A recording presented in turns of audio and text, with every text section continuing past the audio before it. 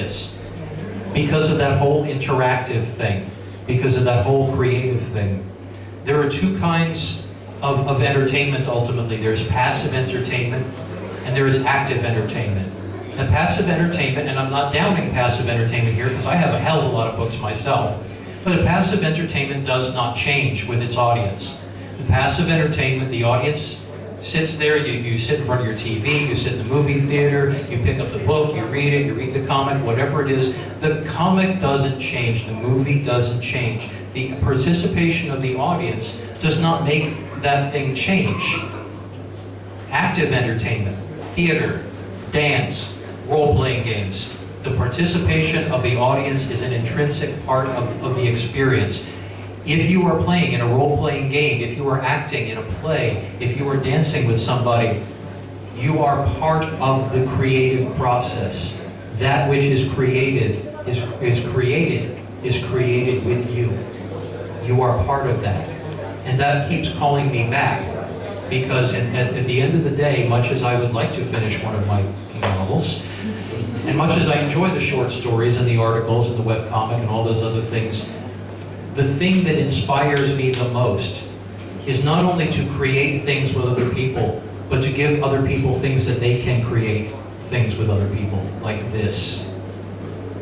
So, who has questions? As I said, I will be glad to answer questions about, well, anything: Mage, Werewolf, Sorcerer's Crusade, Deliria, Arpeggio.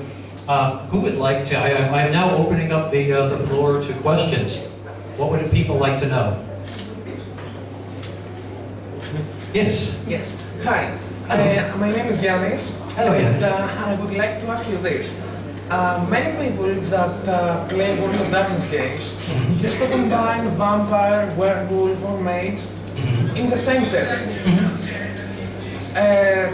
Would you agree with that practice, or would you say that the meaning of its game is different? Oh yes, am I into crossover games? Yeah, I'm playing in two of them right now.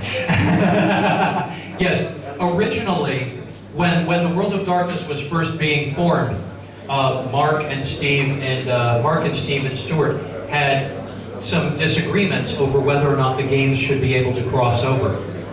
Some people, and I was not here for this, I've only heard about this, so anything that I say about it, please take it with a shaker or two of sea salt. Some people,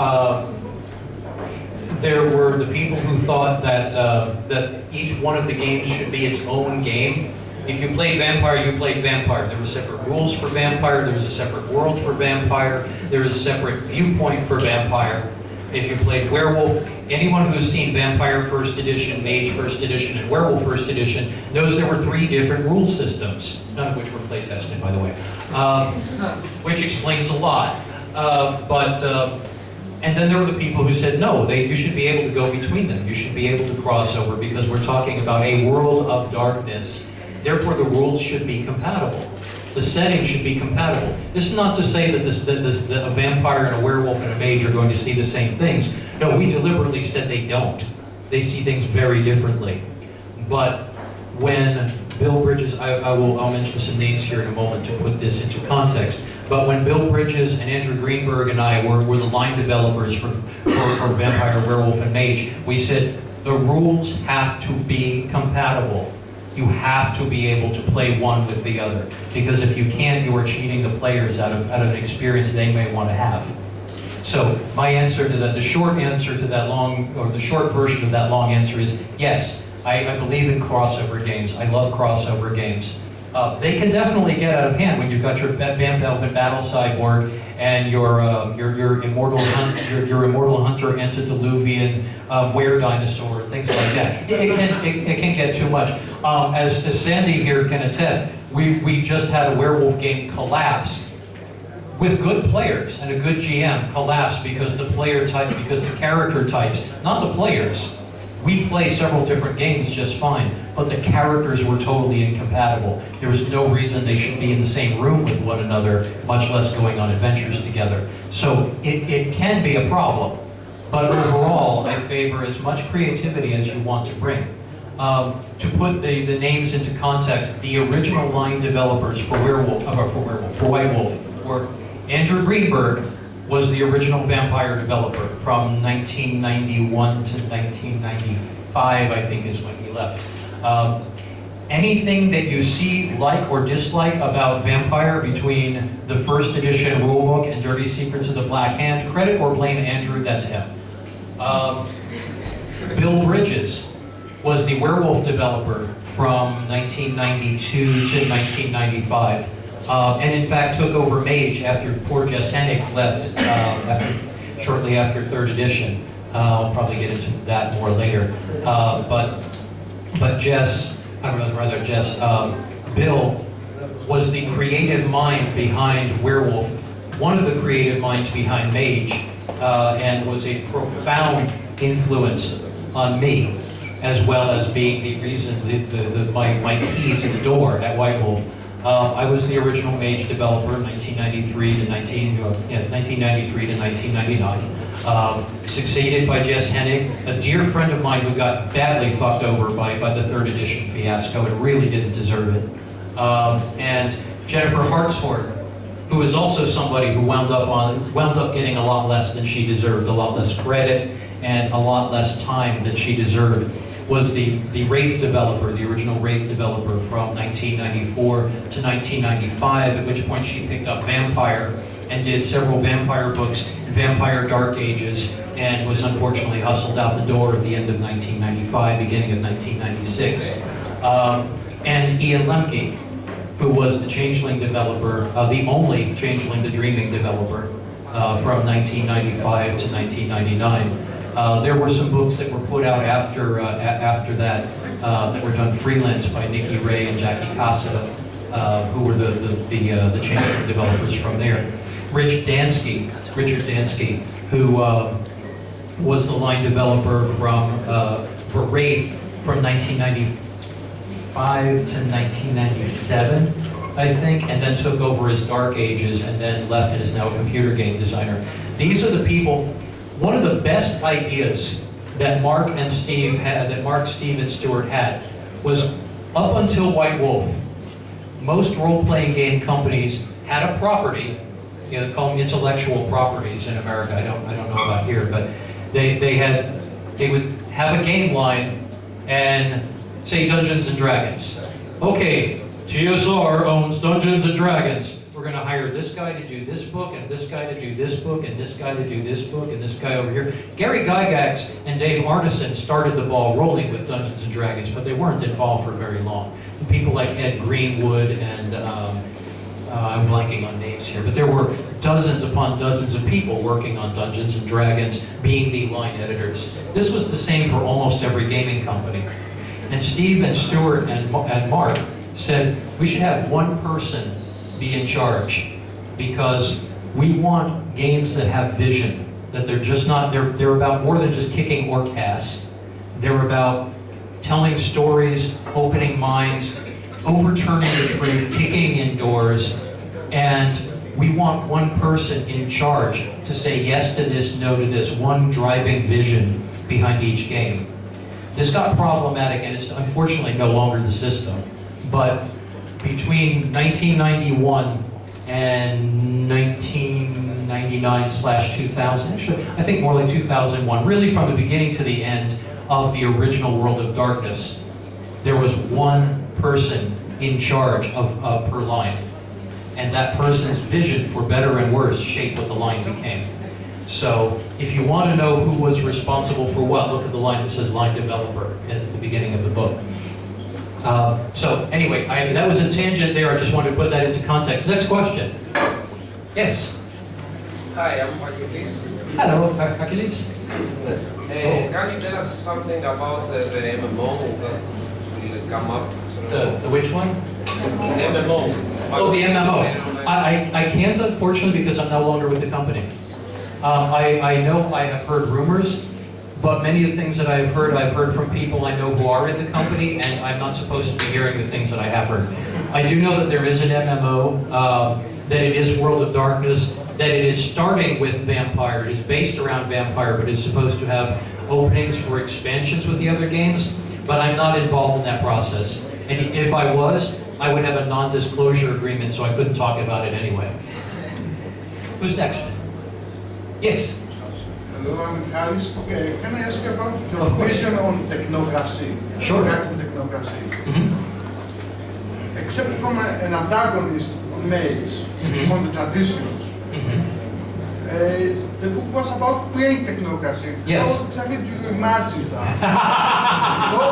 not the process, but what a technocrat should do or his place in the world. Mm-hmm. Exactly. Out of the union. How do you do that? How Well- how do you see that? How do I see that? Well, I was one of the writers of the book. I know. It was Yes. one of the great truths in Mage is that everybody is partly right and everybody is partly wrong. And that the minute you think you have the only truth, you've already lost. In the original first edition Mage the Ascension, we had which again I didn't work on, the technocracy was the soulless technocracy, the monolith, the heresy of Copernicus, oppressive force of cyborg warriors marching through the streets. And I looked at that, and in my own perspective, I said, my initial perspective, I said, bullshit, they're right too. The opening of the technocracy guide where it says, you like having lights? You're welcome. You enjoy being able to get on the phone? We did that. You like being able to walk down the street and not have a vampire or werewolf eat you? Yeah. Hi, we did that. You're welcome.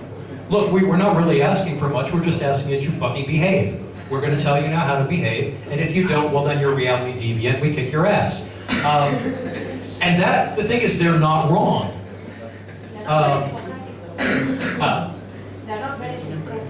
No, they're definitely not. It's tyrannos. Tyrannos.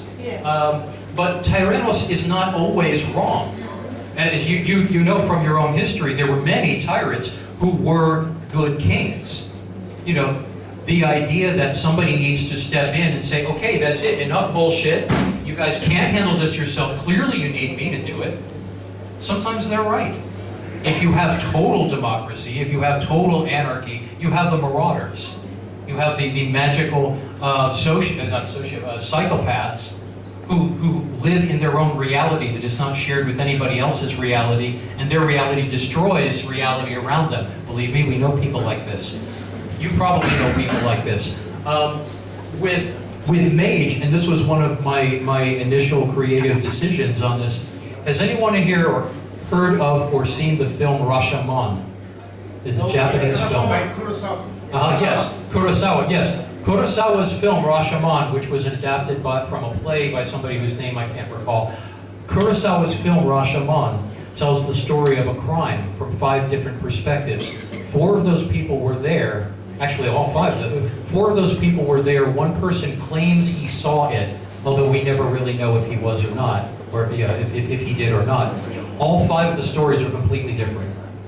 Every one of the stories says, this happened, and the other person goes, no, this happened. And the other one says, no, this happened. And I said, for Mage should be Rashomon. Because Mage, first of all, reality itself doesn't conform to a single vision of reality. Why should a game about reality? Also, for people who are familiar with real-world magic, magic is the art of getting reality to conform to will, of altering reality in accordance to will. You think only one person's going to control that? Yeah, right. Hell, you guys have got a parliament. You know how well you see how well your government works. I see how well my government works. Those fuckers can't agree on anything. Which was part of my point in Mage. The theory in Mage, each group, each tradition, each convention, as well as the Council of Nine, as well as the technocracy, all said, hey, we know what's going on. I got it. I got the truth. And once every one of you sees the same truth I do, then we will all ascend. And they were all wrong. Because every one of them had some vision of the truth that was correct. But every one of them was wrong in assuming theirs was the only truth. Everyone in Mage is right and wrong. And to get that point across, I wrote the various different books from or I had my other writers write the various different books from various different viewpoints. Because I figured when I show you this world through the eyes of the people in it, you'll begin to understand that everyone sees it differently. Some of my writers and many fans had a problem with understanding this approach. And I said, you know, if you read about World War II in a French textbook, a German textbook, a Japanese textbook, and an American textbook, you think you'd read about the same war? Not at all. And so with books like the Technocracy Guide, like every one of the tradition books, every one of the convention books, says, no, this is our story. You know, we're like this, and the world is like this, and this happened like this, and this happened like this, and this. Some of those things were right, some of those things were wrong, and it was up to you, the players. This was that creative thing. It was up to you, the players, to decide how much of whose truth is how true. And with everyone, does the term subversion, does that translate to subvert something?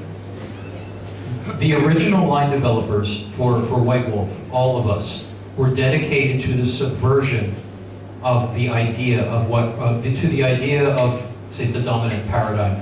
We were being deliberately subversive to the idea of what role-playing games could or should be, to the idea that there was only one way to play, and we wanted to not only question the way people thought role-playing games worked, we wanted you all to question the way that life itself works. We wanted people to question the truth. And in Mage, I presented that graphically by having all of the books say, no, this is the truth, and having them contradict one another. I occasionally had to explain this, like in the Book of Mirrors, where I said, don't take Mage as gospel, or take it as gospel and realize that the four gospels of Matthew, Mark, Luke, and John have a lot of disagreements in them, not to mention all the other stuff around them, all disagrees. They say it's one book, it's really not. It's the same thing with Mage itself.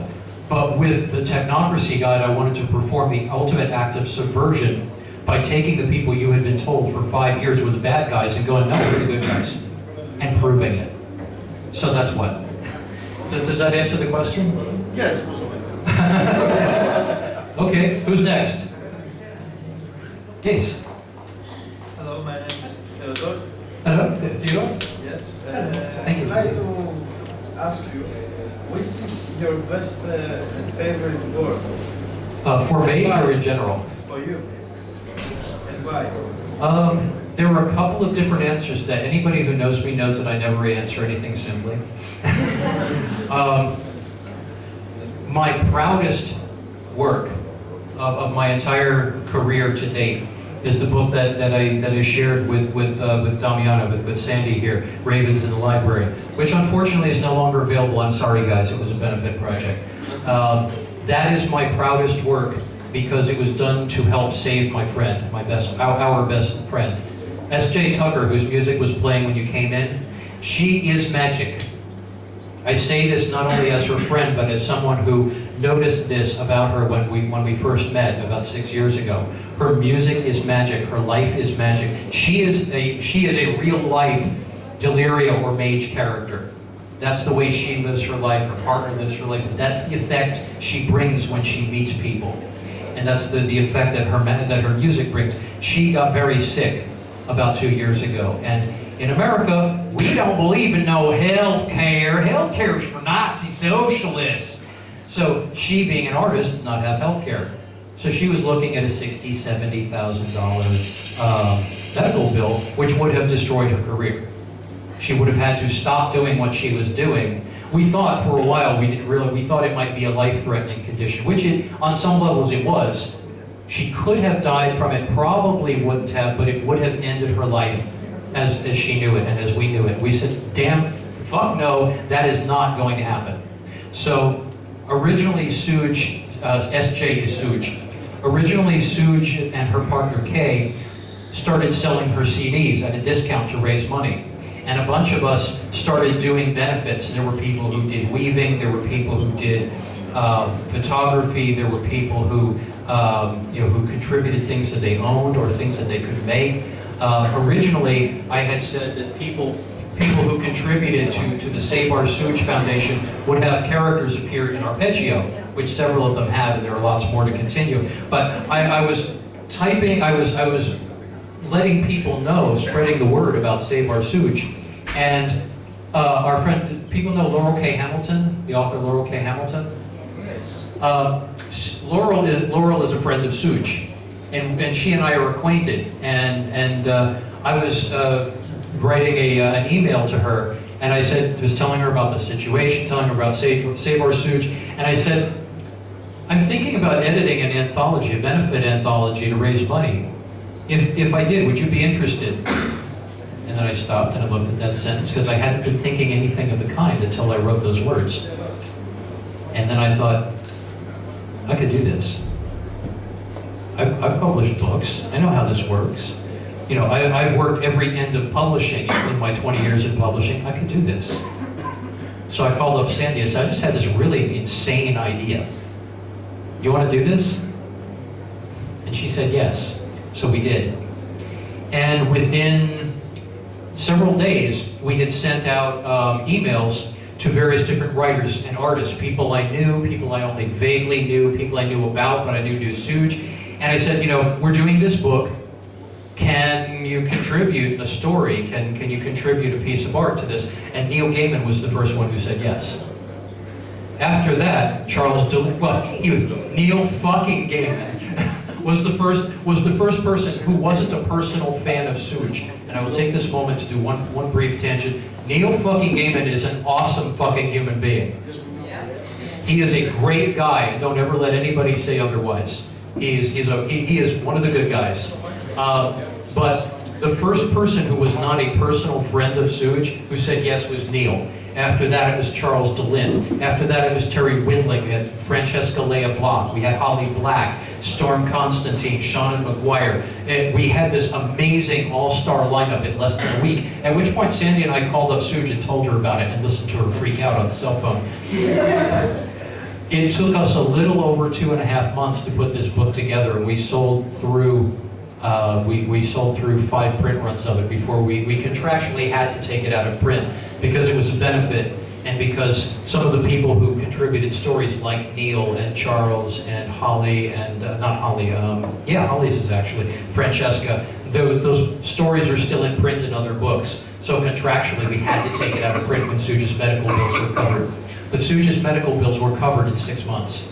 It wasn't just from that anthology, there were lots of people involved. But to date, that is my favorite and proudest moment. Other than that, it would be this, Mage, the Sorcerer's Crusade. For people who aren't familiar with this is what happened when magic, faith, and reason collided in the Renaissance.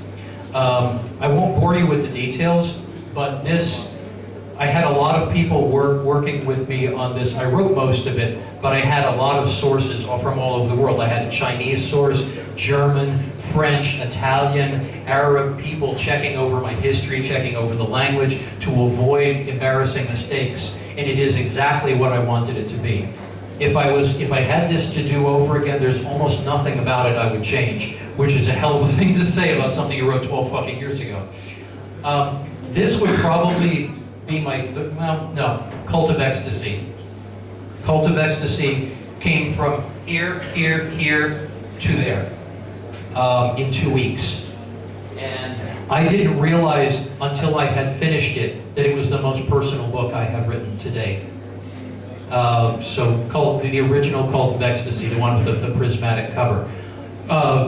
Deliria here, this was the book that when I was creating my identity, remaking myself after White Wolf, when I said, who is Phil Brucato, who is Satyr Phil Brucato without White Wolf and without Mage? That was the answer. I wrote every word of it, about 50,000 words that didn't make it in, probably closer to 100,000 words that didn't make it in. And I formed a company, Laughing Pan Productions, to do it, and we produced several other projects, several which won awards before we fell apart. But in any case, this is an urban fantasy role-playing game about ordinary people like everyone in this room, in an extraordinary world. It's like everybody in this room realizing how magical the world is. And we are surrounded by the proof of that right now. But these 3 stained glass windows, the themes of them come from Deliria itself. This is the whirlwind, the wind that flows and circulates between all creation. It's said in Deliria that the things that you do for good and bad, the wind speaks your name. That's the whirlwind. Over here is the Silver Sea. The Silver Sea is basically, it's the astral plane. It's the elemental, not the element of water, but the incarnation of consciousness that surrounds all things. People dive into the Silver Sea, they fall into it, sometimes they drown in it, and sometimes they emerge from it in Deliria, in another world, in fairy, basically. So that's the Silver Sea. And over here is the Altwald, the old forest, the old world, Altwald. The Altwald is the heart of all forests. All places with trees, all wilderness, tie into the Altwald, so that people can wander into deep woods and come out in fairy in the Altwald. They can get lost, taking a hike, literally, and come out in fairy in the Altwald, as Sandy can attest, because several of her characters have done this. Yes. And these are just a few of the elements of Deliria, but the core of it, and one of the reasons that it was a reaction on many levels against why I had left White Wolf, was because by the time I left White Wolf, and one of the reasons I left White Wolf, everything was a third generation true Bruja, anti-tribu, 5th rank guru, were dinosaur with mage spheres. Everybody was, I'm a Tremere, I'm like this. I'm a Cult of Ecstasy, I'm like this. Everybody was going by the trademarks, and everybody was a player character of great mighty power. And it was stupid. It just got dumb. And I was tired of telling people, no, you can't have a vampire werewolf mage. I was tired of people who wanted to diablerize Cain. I was sick of people who was like, I killed the Urgeworm of Malpheus next! And so I was like, God damn it, I want to write about people. Because I love people. I love human beings.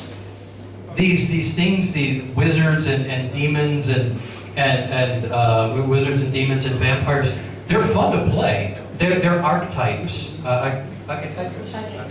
Archetypes. They're archetypes. They are our fears, they are our dreams, they are our aspirations, that big on a heroic scale. I wanted to remind people how heroic we are on this scale. And again, we're sitting in a room that proves that. I wanted to open people's eyes to magic, not magic that moved mountains, not the magic of Doisatep, not the magic that allowed you to throw fireballs down Main Street, but the magic that allowed you to take an abandoned building and turn it into this. That to me is real magic. And I realized I had this all running around in my head. I said I want to do an urban fantasy game. I want to do something about people. I wrote a bunch of stuff and I did an outline, and I managed to convince my partners to give me $100,000 to do this. I don't know how I managed that. And I kept banging my head against, now how do I do this? What's the theme? And then to trot out a really tired Americanism, I'm sorry, but this is true, 9/11 happened. And I realized the real heroes of 9/11 were not the G.I. Joes who went stomping into Afghanistan and went raging into Iraq. The real heroes of 9/11 were the people who ran into burning, collapsing skyscrapers to save their fellow human beings. And I was like, you know what? Fuck vampires. Fuck werewolves. Fuck wizards. The heroes, the people worth singing about, are people like us. And that's what that's about. People like us.